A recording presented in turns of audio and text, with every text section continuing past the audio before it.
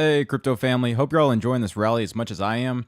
I was actually looking for some news as to why this rally is happening, and I found a good article that was published on December 18th that may have a catalyst to why this rally may be continuing.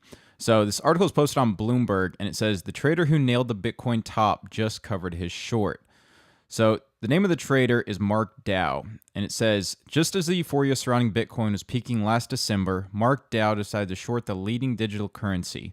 Almost a year to the day, and after a more than 80% decline from its record high, Dow has closed out the trade. He says, quote, I'm done. I don't want to ride this thing to zero. I don't want to try to squeeze more out of the lemon. I don't want to think about it. It seemed like the right time. So Dow is a former International Monetary Fund economist who managed a family office in Southern Carolina. He bet that Bitcoin would decline in value right after Bitcoin futures began trading. So this guy, he is a former IMF economist. So as you know, the IMF is a huge organization. And for this guy to be part of that, he's got to know a lot of information, potentially inside information. And it says, Dow, who announced Tuesday on Twitter that he's saying goodbye to the short, took profits twice already this year, he said. So he's been taking profits along the way. But you can see here, when he opened his short, it was actually around 19,500, and then he closed it at 3,500. Now that is pretty good timing. And I don't think that's just coincidence. I think that this guy's calculated, he knows some things, and potentially he believes next year is going to be a big year for Bitcoin. If you've been watching crypto news, also known now as the Big Beasy podcast with Matt Beasley, he's actually excited about something happening in January, but he said he can't talk about it. So again, there's a lot of rumors going around, a lot of things, a lot of big actually projects that are coming out in the first quarter of January. So it's very, very possible that this could be the bottom. I'm not saying it is. We may actually dip down to 2,500 or maybe even 1,500 to try to shake out the last of the weak hands, but it is looking good so far. And he also said, quote, people just saw it was going up and wanted a piece of it. People's imaginations can run further when they're not tethered to facts, when they don't understand the issue. It allowed the bubble to be much larger and more violent. I saw the psychological hallmarks of it, and there came a point where it looked like the fever was breaking. So again, this guy is very logical. He's very calculated in his decisions, and I believe that definitely, it could possibly indicate the bottom. And one of the big reasons why a lot of people are starting to buy Bitcoin and starting to buy other cryptos right now. So he also said, people buy into these assets because they believe the narrative, and you look at the asset prices, see if the narrative is weakening or changing. It's not easy. You could be wrong, but that's the sign you look for, but doesn't mean you'll get it right. So again, possibly he's saying that the narrative may be changing to the upside now.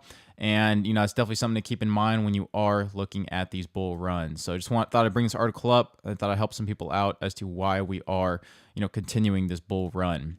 Now, looking at the market, again, today is an amazing day, the best day we've had in months.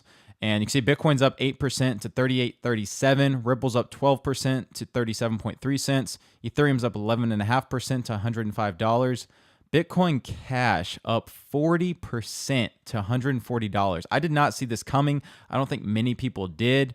It was on quite, the downturn over the past couple of months, and now it's actually been outperforming other coins. And then you have EOS up 2% to $2.59. So looking at Bitcoin analysis here, this is the 4-hour chart, and I updated a couple things. One, already had this 3,600 support line here.